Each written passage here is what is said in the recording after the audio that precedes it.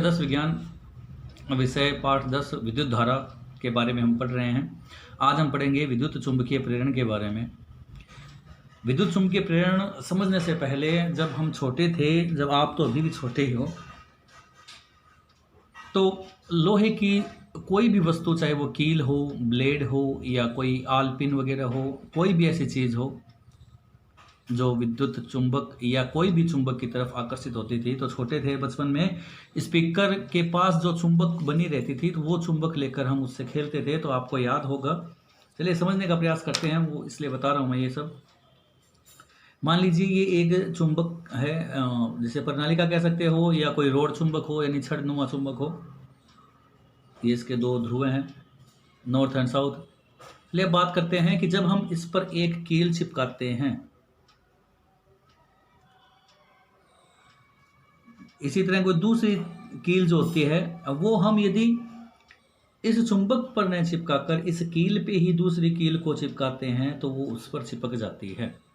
इसी तरह से ये एक श्रृंखला बनती जाती है, कीलों पर चिपकाया जाता है। हाँ, हालांकि धीरे धीरे बाद में इस चुंबक से बने हुए इस कील में जो चुंबक का प्रभाव है, ज़्यादा कील चिपकाने से वो कम होता जाता है। इसके बाद में इसमें कम, फिर इससे कम, फिर इसमें कम।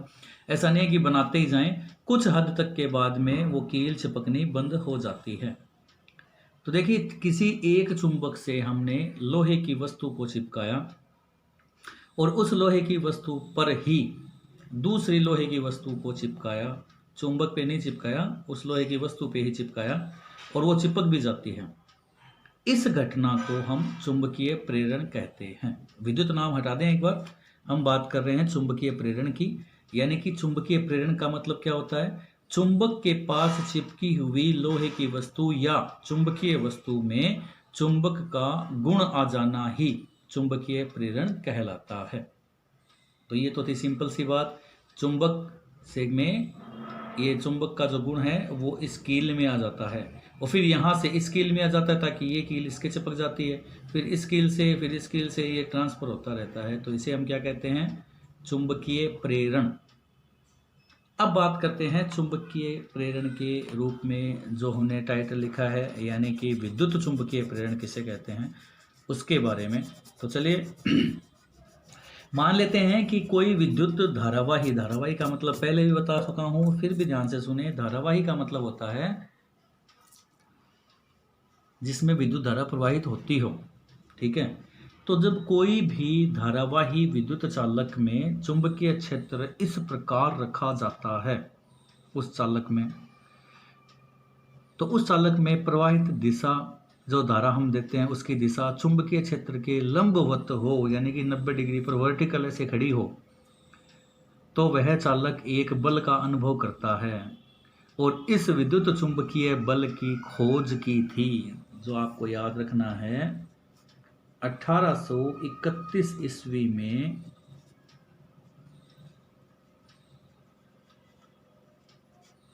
जो चुंबकीय बल था उसकी खोज की थी माइकल फेराडे ने।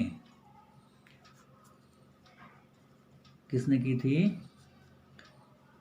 Michael Faraday. उनके अनुसार किसी गतिशील चुंबक का उपयोग विद्युत धारा उत्पन्न करने के लिए किया जा सकता है, जिसे हम विद्युत चुंबकीय प्रेरण कहते हैं। परिभाषा देखें।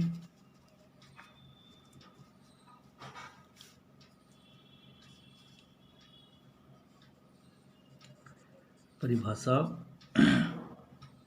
विद्युत चुंबकीय प्रेरण की। देखिए, किसी कुंडली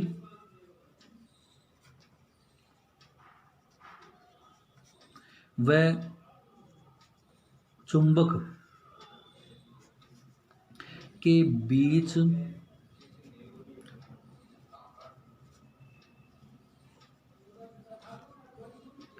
सापेक्ष गति के कारण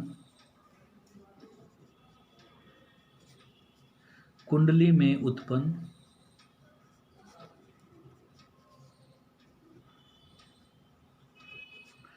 विद्युत प्रभाव को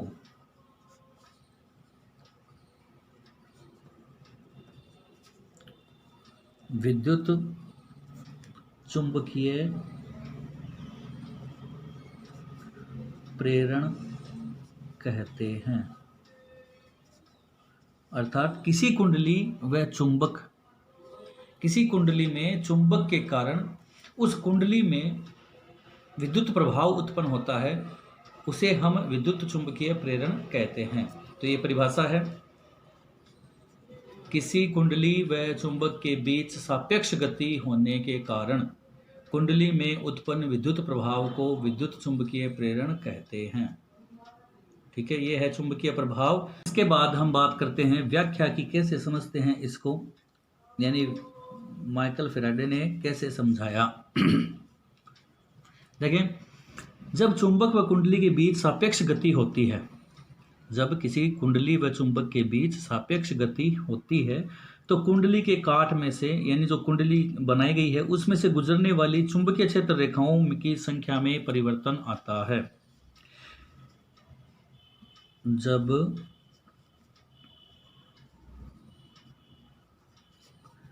कुंडली व चुंबक में सापेक्ष गति होती है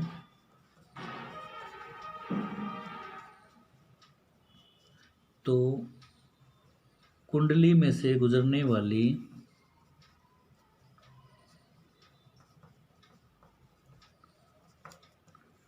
चुंबकीय रेखाओं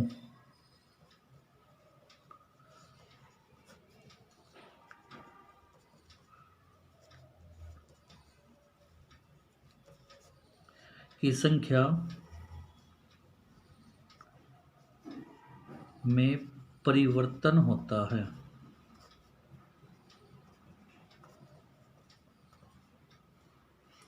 अब यह परिवर्तन जो होता है वो चुंबकीय फ्लक्स में होता है।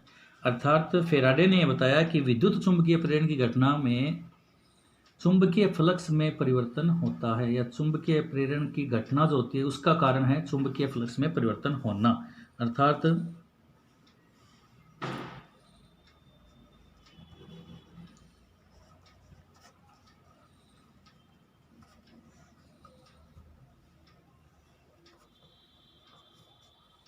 चुंबकीय प्रेरण की घटना का कारण क्या है? चुंबकीय फ्लक्स में परिवर्तन होना। अब देखिए, नया नाम है चुंबकीय फ्लक्स किसे कहते हैं। देखिए, सुने ध्यान से। चुंबकीय फ्लक्स किसी चुंबकीय क्षेत्र में रखे हुए पृष्ठ या कुंडली में से गुजरने वाले चुंबकीय क्षेत्र की संख्याओं को उस पृष्ठ से संबद्ध किया जाता है, जोड़ा जाता है, तो हम उसे चुंबकीय फ्लक्स कहते हैं। याद रखिए, चुंबकीय फ्लक्स किसे कहते हैं। जैसे हमने पहले बात की थी, जब कुंडली व चुंबक में सापेक्ष गति होती है तो कुंडली में से गुजरने वाली चुंबकीय क्षेत्र रेखाओं की संख्या में परिवर्तन होता है। उन चुंबकीय क्षेत्र रेखाओं को यदि उस कुंडली के संबद्ध यानी जोड़ा जाता है तो उसे हम चुंबकीय फ्लक्स कहते हैं। अर्थात चुंबकीय क्षेत्र रेखाओं जो कि उस पृष्ठ से जुड़ी हुई हो उसे हम क्या कहेंगे? चुंबकीय फ्लक्स। और चुंबकीय फ्लक्स का मात्रक जो होता है वो होता है वेबर। ये एक अलग सा क्वेश्चन है, छोटा सा है। चुंबकीय फ्लक्स क्या होता है और चुंबकीय फ्लक्स का मात्रक क्या होता है? वेबर। ये याद रखना आपको। चुंबकीय फ्लक्स किसे कहते हैं? फिर से सुने। किसी चुंबकीय क्षेत्र में रखे हुए पृष्ठ और उसमें से गुजरने वाली चुंबकीय क्षेत्र की रेखाओं जो कि उस पृष्ठ से जुड़ी हुई हो, हम उसे क्या कहेंगे? चुंबकीय फ्लक्स, जिसका मात्रक क्या है? वेबर। तो चुंबकीय प्रेरण की मुख्य घटना का कारण है चुंबकीय फ्लक्स में परिवर्तन होना। इस घटना से प्रेरित विद्युत वाहक बल का अनुभव करता है। अर्थात जो विद्युत गति करता है वो एक बल का अनुभव करता है जो चुंबकीय फ्लक्स परिवर्तन की दर पर निर्भर करता है। यानी कि चालक द्वारा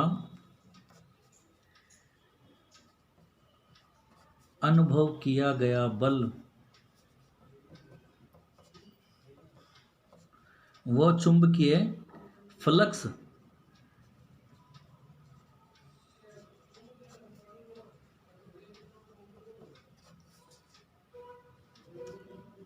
चुंबकीय फ्लक्स के परिवर्तन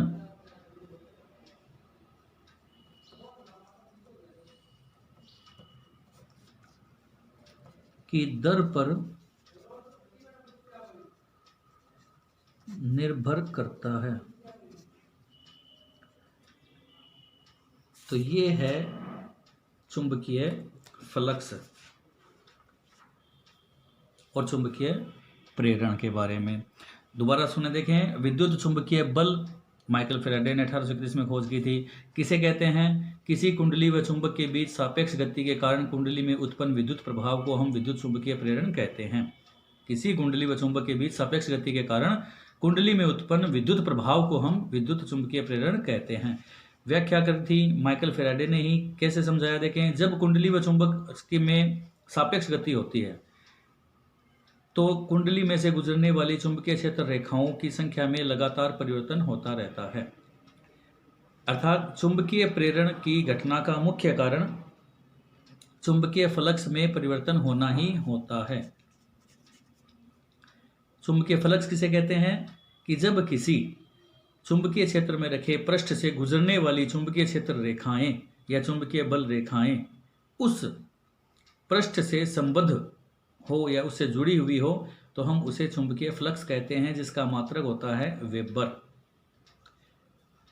चालक द्वारा जो अनुभव किया जाता बल है, यानी कि चालक द्वारा अनुभव किया गया बल चुंबकीय फ्लक्स के परिवर्तन की दर पर निर्भर करता है।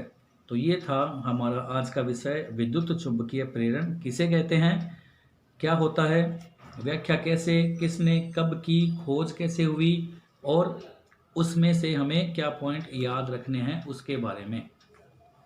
तो ये था हमारा आज का विषय। इसके बाद हम पढ़ेंगे आगे वाला टॉपिक। मिलते हैं नए वीडियो के साथ, तब तक के लिए अभ्यास करें। नहीं समझ में आता हो तो पूछें, ज़्यादा से ज़्यादा क्वेश्चन करें। डिस्क्रिप्शन में नंबर दिया, वहाँ जाके पूछ सकते हैं, कमेंट से पूछ सकते हैं, जो आपकी कोई समस्या हो वो पूछ सकते हैं। और यदि समझ में आता है, पसंद आए तो वीडियो को एक लाइक, शेयर और सब्सक्राइब कर दें। यदि सब्सक्राइब नहीं किया है तो नए वाले हैं तो वो सब्सक्राइब करें, बेल आइकन को दबाएं ताकि नया वीडियो जब भी बने तो वो आपको सबसे पहले मिले। एक लाइक से आपका कुछ नहीं होता। आप समझें, नहीं समझ आता हो तो पूछें। मिलते हैं आगे, तब तक के लिए धन्यवाद।